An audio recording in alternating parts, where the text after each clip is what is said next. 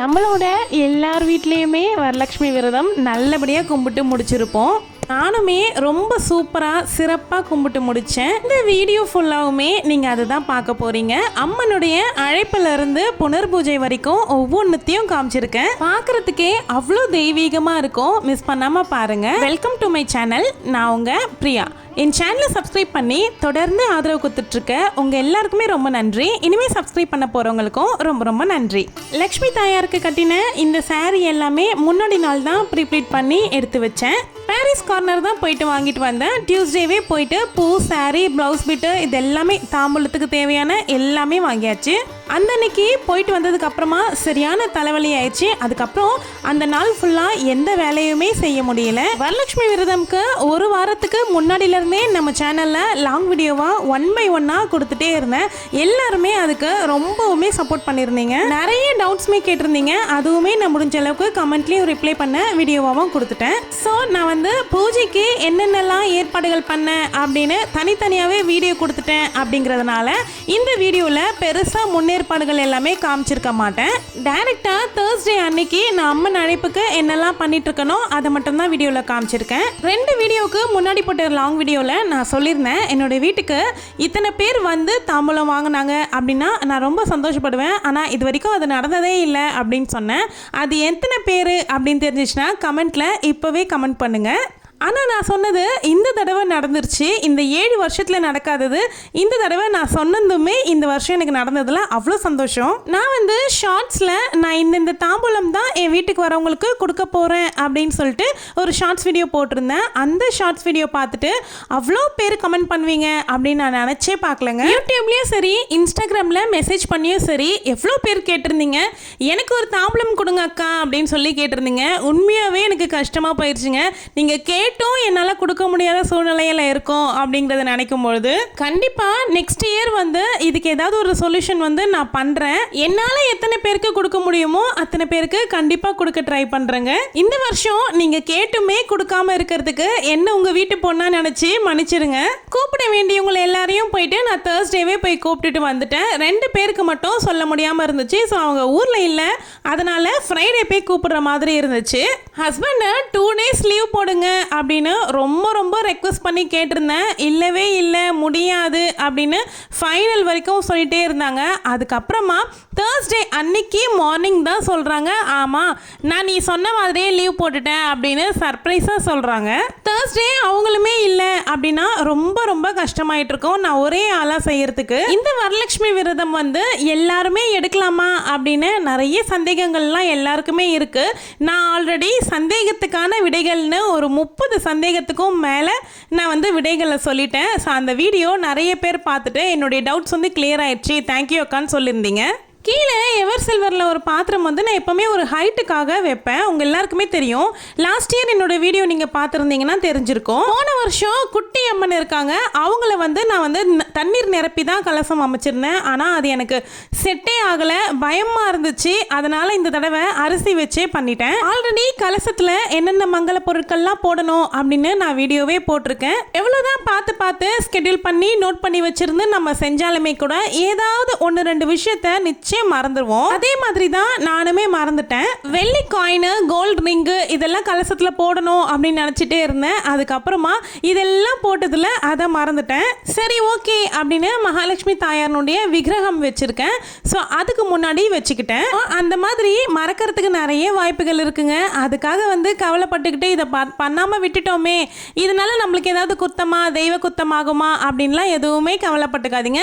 நம்ம என்ன எப்படி செய்யறோமோ அதுதான் நம்மளுக்கு நல்லது. நீங்க வந்து மனசு சுத்தத்தோட ஒரு பூ போட்டு கற்பூரம் காமிச்சா கூட மகாலட்சுமி தாயார் வந்து ஏத்துக்குவாங்க. கலசம் அமைச்சதை சிம்பிளா சொல்லிடுறேன். வாழை இலையில பச்சரிசி பரப்பிக்கிட்டு அதுக்கு மேல ஹைட்டுக்காக ஒரு பாத்திரம் வச்சுக்கிட்டேன். அதுக்கு மேல கலச சொம்பு வச்சு அதுக்குள்ள பச்சரிசி நிரப்பிக்கிட்டு மஞ்சத்தூள், குங்குமம், ஜவ்வாது, பச்சை கற்பூரம், அதோல கருகமணி, ஜாதிக்காய், மாசிக்காய், எலுமிச்சை பழம், வெத்தலை பாக்கு, இது கூடவே தங்கம் இல்லைன்னா வெள்ளி நாணயம், நம்ம பயன்படுத்தக்கூடிய 1 ரூபாய் 2 ரூபாய் நாணயங்கள் கூட சேர்த்திக்கலாம். அதுக்கப்புறம் மாயிலை வச்சுட்டு தேங்காய் வச்சுட்டு கலசத்தை அமைச்சுக்கோங்க. அதில் தாயாருடைய முகம் வச்சுருந்தீங்க அப்படின்னா முகம் பொருத்திக்கிட்டு சேலையெல்லாம் கட்டி விட்டு சூப்பராக உங்களுக்கு தெரிஞ்ச மாதிரி அலங்காரம் பண்ணிக்கோங்க. சேலை தான் கட்டணும் அப்படின்னு இல்லைங்க, ரவிக்கு துணி கூட போட்டு அலங்காரம் பண்ணிக்கலாம். அலங்காரம் எல்லாம் பண்ணி முடிச்சதுக்கு அப்புறமும் பார்த்தா அழகாக ஒரு குட்டி பொண்ணு வந்து உட்கார்ந்துருக்க மாதிரி அவ்வளோ அழகாக இருந்தாங்க. என் கண்ணே பட்டுருச்சு. இந்த புடவையுமே அம்மனுக்கு அவ்வளோ அழகாக சூட் ஆயிருச்சு. அலங்காரம் பண்ண ஆரம்பிச்சதுலேருந்து டைம் போகிறதே சுத்தமாக தெரியல. ஒரு 2லேருந்து 3 மணி நேரம் போல் மொத்த அலங்காரமும் முடிக்கிறதுக்கு டைம் எடுத்துக்கிச்சு. லாஸ்ட் இயர் வந்து ஸ்கூல் லீவ் டேஸில் வந்து இருந்துச்சு. ஸோ இந்த இயர் வந்து ஸ்கூலுமே இருந்துச்சு, வீடுமே ரொம்ப அமைதியாக இருந்தது. அதனால் எனக்கு இஷ்டம் போல் எனக்கு தோணுற மாதிரியெல்லாம் அம்மனை அலங்காரம் பண்ணிக்கிட்டு அன்னைக்கு ஈவினிங் வந்து அழைப்பு அன்னைக்கு அம்மனுக்கு வந்து பச்சை பருப்பு பாயசம் தான் செஞ்சு படைச்சிருந்தேன். அவங்களுக்கு அந்த பாயசம் வந்து அவ்வளோ பிடிக்கும். நீங்கள் வந்து இந்த மாதிரி பெரிய அம்மனை அலங்காரம் பண்ணிக்கிட்டு வெளியிலேருந்து படம் கூட கொண்டு வந்து நீங்கள் வந்து அம்மன் அடைப்பு வச்சுக்கலாம். இல்லைனா இது கூடவே குட்டியாக ஒரு கலசம் அமைச்சு அந்த வச்சு கூட நீங்கள் அம்மன் அடைப்பு பண்ணிக்கலாம். நான் வந்து இது கூடவே இன்னொரு குட்டி அம்மனை வந்து அலங்காரம் பண்ணிக்கிட்டு அந்த அம்மனை தான் அம்மன் அழைப்புக்காக வெளியிலேருந்து கொண்டு வந்திருந்தேன்.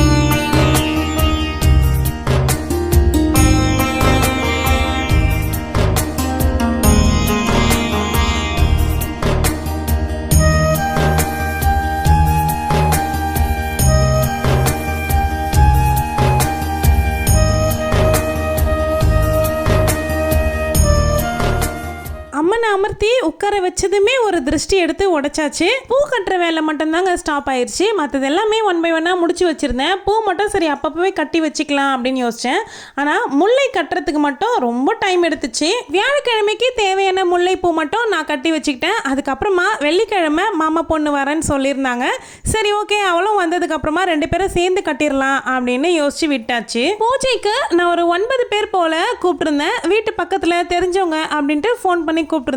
நான் கூப்பிட்டவங்கள எல்லாருமே வந்திருந்தாங்க. பெரியம்மா மட்டும் உடம்பு சரியில்லை அப்படின்னு சொன்னாங்க. சரி முடிஞ்சா வரேன் அப்படின்னு சொல்லியிருந்தாங்க. பட் அவங்களுக்கு உடம்பு முடியல போல இருக்கு, வரவே இல்லை. இந்த தோரணம் வாழைமரம் இது எல்லாமே எங்க ஏரியா சைடு தேர்ஸ்டே கிடைக்கவே மாட்டேங்குது. ஃப்ரைடே தான் சேல் பண்றாங்க. அதனால தேர்ஸ்டே பூஜைக்கு வாழைமரம் எதுவுமே கட்டாம தான் எடுத்திருப்பேன். ஃப்ரைடேயுமே இவங்க போய் வாழைமரம் வாங்கலான்னு போகும்போது ஒரு 11 o'clock மேலே ஆயிடுச்சு. எந்த கடையில் கேட்டாலுமே காலி ஆயிடுச்சு அப்படின்னு சொல்ல ஸ்டார்ட் பண்ணிட்டாங்க. அப்புறம் எப்படியோ அலைஞ்சு திரிஞ்சு வாழை மரமும் தாயாருக்கு ரொம்பவுமே பிடிச்ச சீத்தாப்பழமும் வாங்கிட்டு வந்திருந்தாங்க. குட்டி அம்மனுமே ரெடி பண்ணியாச்சு. இப்போ பூஜைக்கு 2 கலசமும் தயார் நிலையில இருக்கு. அடுத்தது என்ன, மாக்கோலம் போடணும். ஏதாவது ஒரு பூஜைனாவே மாக்கோலம் வந்து ரொம்ப அழகா அமைஞ்சிருதுல. சிம்பிளான கோலமா இருந்தாலும் மாக்கோலம் பார்க்கும்பொழுது அவ்வளோ சந்தோஷமா இருக்கு. இதெல்லாம் 1 by 1 பார்த்து செஞ்சு முடிக்கிறதுக்குள்ள டைமுமே 5:30 போல ஆயிடுச்சு. அப்புறம் நானும் ரெடி ஆகிட்டு வர்றதுக்கு போயிட்டேன். 6 மணிக்கெல்லாம் விளக்கேற்றிடணும் அப்படிங்கிறதுக்காக கடகடன் போய் ரெடி ஆகிட்டு வந்துட்டேன். தாயாரை நல்லபடியாக அழைச்சாச்சு.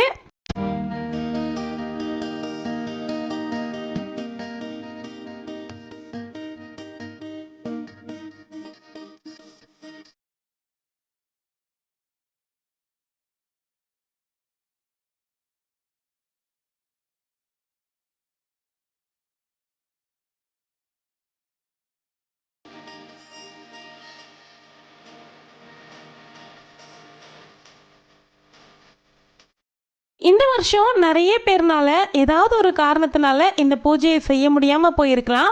அதனால் கவலைப்படாதீங்க. நான் சொன்ன மாதிரி நெக்ஸ்ட் வீக் வரக்கூடிய வெள்ளிக்கிழமை தாராளமாக நீங்கள் இந்த பூஜையை எடுத்து செய்யலாம். அதுவுமே இல்லை அப்படின்னா அடுத்து வரக்கூடிய நவராத்திரியில் வர வெள்ளிக்கிழமையில் தாராளமாக எடுத்து பண்ணுங்க. அதுக்காக கவலையே படாதீங்க. தாயாரை எப்போ வேணும்னாலும் நம்ம மனசார நினச்சி வழிபடலாங்க. எனக்கு ஒரு சில மகாலட்சுமி பாட்டு வந்து ரொம்பவுமே பிடிக்கும். அன்னைக்கு அந்த பாட்டெல்லாம் பாராயணம் பண்ணி மகாலட்சுமி தாயாரை கும்பிட்டு வரவேற்றதுல எனக்கு அவ்வளோ மனசு நிறைவா இருந்துச்சு. தாயாரனுடைய அருள் இல்லாமல் இது எதையுமே பண்ண முடியாது. அந்த வகையில் அவங்களுடைய அருளாசையோடு நான் இதை பண்ணி முடிச்சதில் எனக்கு அவ்வளோ சந்தோஷமாக தான் இருக்குது. இதே மாதிரி எல்லா வருஷமும் நான் அவங்கள வணங்கிட்டே இருக்கணும் அப்படின்னு அவங்கக்கிட்ட வேண்டிக்கிட்டேன். நான் பண்ணியிருக்க இந்த அலங்காரம் வந்து எப்படி இருக்குது அப்படின்னு கமெண்ட்டில் கண்டிப்பாக ஷேர் பண்ணுங்கள். எனக்கு ரொம்ப சந்தோஷமாக இருக்கும். அப்புறம் நெக்ஸ்ட் டே மார்னிங் ஸ்டவ் எல்லாமே க்ளீன் பண்ணிட்டு ஸ்டவ்வுக்குமே மாக்கோலம் போட்டு விட்டுட்டு பிள்ளையார் கொண்டு வந்து வச்சுட்டேன். அப்படியே கையோட வாசல்லையுமே மாக்கோலம் போட்டு விட்டாச்சு. அது காயறதுக்கு டைம் எடுக்கும்ல, அதனால மார்னிங் ஒரு 10:30 போலவே தங்கச்சியுமே வந்துட்டா. அவளுமே கூட அவளால் என்னெல்லாம் ஹெல்ப் பண்ண முடியுமோ நிறைய ஹெல்ப் வந்து எனக்கு அவள் பண்ணியிருந்தா. ஃப்ரைடேயுமே எல்லா ஒர்க்கும் நானே பண்ணணும் அப்படின்னு இருந்திருந்தா இன்னுமே ரொம்ப டென்ஷனாக தான் போயிருக்கோம் அந்த டே. ஸோ அவள் வந்ததுனால எனக்கு ரொம்பவே ஹெல்ப்ஃபுல்லாக இருந்துச்சு. நான் கும்பிட ஆரம்பிச்சு இந்த 8 வருஷத்தில் இந்த வருஷம் தான் இவள் வந்து இந்த பூஜையில் கலந்துக்க முடிஞ்சுது. தங்கச்சி வந்ததில் எனக்குமே ரொம்ப சந்தோஷம், இங்கே வந்து கலந்துக்கிட்டதில் அவளுக்குமே ரொம்ப ரொம்ப சந்தோஷம். அப்படியே பேசிக்கிட்டே இருக்கிற வேலை எல்லாமே ஒன்றுனா முடிச்சோம். பூ கட்டும் போது மட்டும் உட்காந்துக்கிட்டே பேசிட்டு கட்டிட்டு இருந்தோம். ஒரு 2 மணி போல் சமைக்கிற வேலையுமே நான் ஸ்டார்ட் பண்ணிட்டேன். சுண்டல் புளியோதரை வேலையை ஃபர்ஸ்ட் முடிச்சிட்டேன். என்னென்னலாம் பூஜைக்கு செஞ்சிருந்தேன் அப்படின்னு பாருங்க. பாசி பருப்பு போட்டு பாயாசம் வச்சுட்டு புளியோதரை செஞ்சேன். அதுக்கப்புறமா சுண்டல், அப்புறம் பருப்பு வடை செஞ்சுட்டு, அப்புறம் பிரிஞ்சி செஞ்சுட்டு, அதுக்கு தொட்டுக்கிறதுக்கு தயிர் பச்சடியுமே வச்சிருந்தேன். போன வருஷம் 3 வகையான சாப்பாடு செஞ்சு வடை பாயசம்லாம் போட்டிருந்தேன். இந்த வருஷம் பிரிஞ்சி புளியோதரை மட்டும் எக்ஸ்ட்ராவா பண்ணிக்கிட்டேன். சமையல் வேலை, பூஜைக்கு ஏற்பாடு, இது எல்லாமே ஒரு 5:15 வரைக்கும் கரெக்ட் இருந்துச்சு.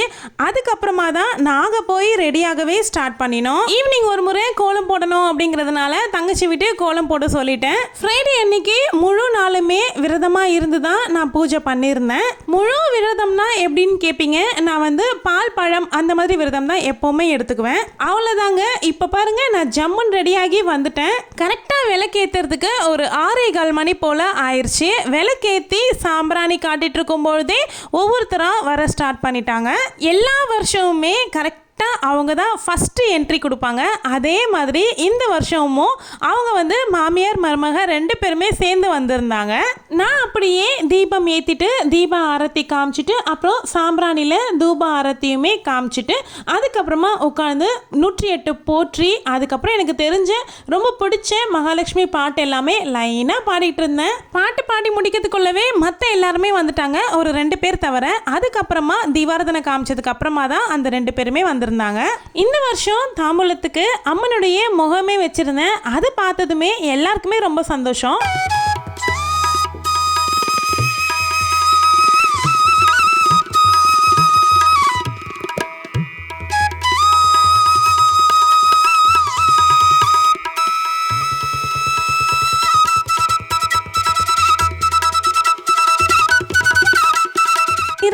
பாட்டெல்லாம் பாடி முடிச்சதுக்கு அப்புறமா எல்லாரும் சேர்ந்து அர்ச்சனை பூ எல்லாமே போட்டு அம்மனை கும்பிட்டாங்க.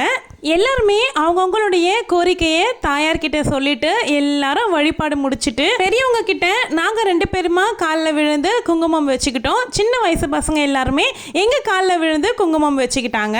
எல்லாரும் வந்து ஆசீர்வாதம் பண்ணி நம்மளை வந்து வாழ்த்தும் போது நம்ம மனசுக்கு அவ்வளோ நிறைவாகவும் சந்தோஷமாகவும் சொல்கிறதுக்கு வார்த்தையே இல்லை அப்படின்னு சொல்கிற அளவுக்கு மனசு சந்தோஷமாக இருந்துச்சு. அடுத்த வருஷம் கண்டிப்பாக அம்மனுடைய கை கால் இதெல்லாமே வாங்கி ஃபிக்ஸ் பண்ணி அமர வைக்கணும் அப்படின்னு ரொம்ப ரொம்ப ஆசையாக இருக்குது. பார்க்கலாம் நெக்ஸ்ட் இயர் எந்த அளவுக்கு இது வந்து பாசிபிள் ஆகுது அப்படின்னு. கிட்டத்தட்ட 1 வாரத்துக்கும் மேலே நான் ஒவ்வொன்றா ப்ரிப்ரேஷன்ஸ் எல்லாமே பண்ணிக்கிட்டு இருக்கேன். அதுவும் இல்லாமல் இடையில வீடியோவுமே கொடுத்துக்கிட்டே பண்ணிக்கிட்டு இருந்ததில் ரொம்பவுமே டயர்ட் ஆகிட்டேன் அப்படின்னு தான் சொல்லணும். இருந்தாலும் கூட எல்லாமே முடிச்சுட்டு சுவாமி கும்பிடும்பொழுது அவ்வளோ சந்தோஷமாக இருக்குது. அந்த டயர்ட் எல்லாமே அப்படியே பறந்துருச்சு. இந்த வருஷம் யாரையுமே பேப்பர் பிளேட்டில் கொண்டு போகிறதுக்கு அலோவ் பண்ணவே இல்லை. ஏன்னா லாஸ்ட் இயர் வந்து எல்லாருமே டைம் ஆயிடுச்சு, நாங்கள் பேப்பர் பிளேட்டில் கொடுத்துருங்க, நாங்கள் எடுத்துகிட்டு போய் அப்படின்னு சொல்லிட்டாங்க. இந்த தடவை எல்லாரையுமே உட்கார வச்சு இலை போட்டு பரிமாறி வயிறார சாப்பிட வச்சு தான் அனுப்பியிருந்தோம். அதெல்லாம் பார்க்கும்போது இன்னுமே ரொம்ப சந்தோஷமா இருந்துச்சு. எல்லாருமே என்னென்ன வேணும் அப்படின்னு கேட்டு பரிமாறி அவங்க சாப்பிட்டதுக்கு அப்புறமா ஆசீர்வாதம் பண்ண ஆரம்பிச்சாங்க.